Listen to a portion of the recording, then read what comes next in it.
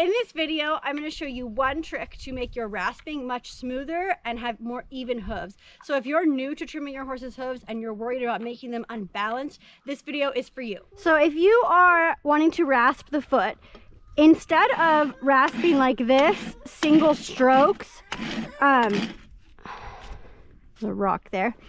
If you're doing it like that, you can see really if your pressure of your rasp is uneven, you're going to create a low spot, like right there.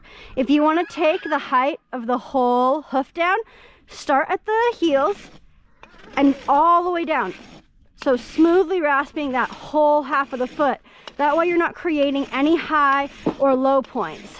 You're taking the hoof off evenly. So I'll show you on this side.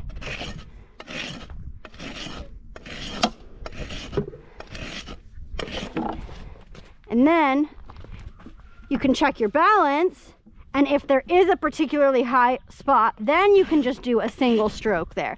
But don't start off to rasp the whole height of the hoof wall just with like going like this, because you're really likely going to make it uneven.